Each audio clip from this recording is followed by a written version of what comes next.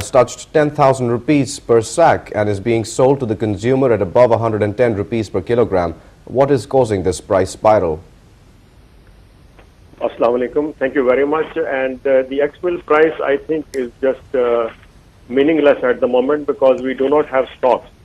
So unless we have stock, we cannot really give you any specific rate.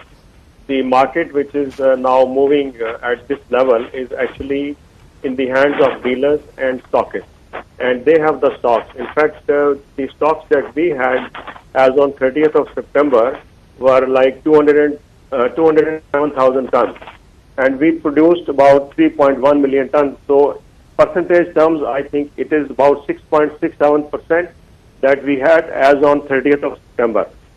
And then we had the whole full month of October, and normally the requirement for monthly requirement country is about 325 to 350,000 tons. So basically we have exhausted all our stocks, and we have been actually forewarning the government about this impending crisis since October 2009, and we have been writing letters to the government, and at all forums we have been emphasizing that Trading Corporation of Pakistan should continue to import sugar and maintain strategic reserves in the country. Mr. Kayani, can you please here clarify something? You said 30th September we had 3.1 million tons of sugar, and the monthly requirement is maximum 350 tons. Where's the rest of the sugar? No, ma'am. Actually, what I am saying is that we produced 3.1 million tons of sugar this year, out of which we had 207,000 tons of sugar on 30th of September. So it is 6%, 6.67% stock that we had now, which is all sold.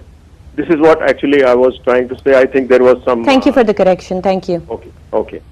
And then what happened was that during the months of March and June, prices plummeted to a level of almost 56, 57 rupees.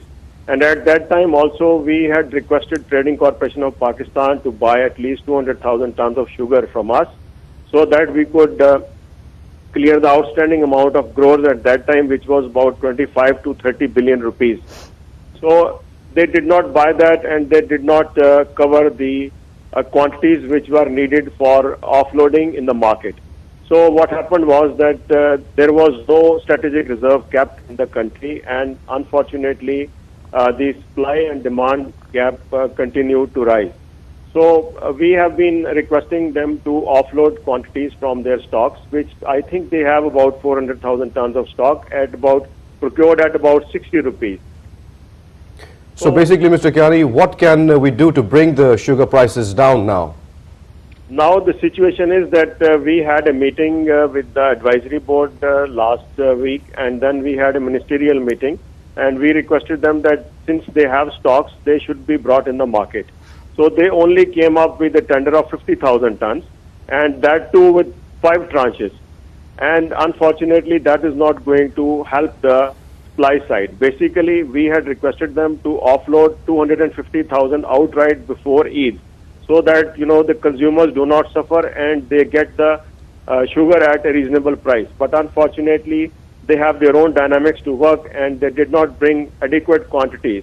So that is why the prices have gone up. All right, Mr. Kayani, from what you've said, between the lines, you're saying that the situation was well known, that you advised the advisory board, the authorities concerned, to either import or to release the right amount of stock, and they did not do so. What's going on? Absolutely. This is what it is. What's going on?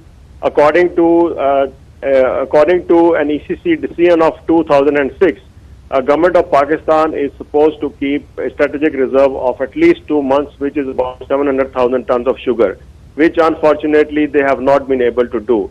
And during this period of 1 year, they only sold 50,000 tons, which was last month, and then 50,000 again they have offered to the market, which is not sufficient enough since industry does not have any more stocks. Right. So okay. Thank you. Thank you very much. I'm sorry to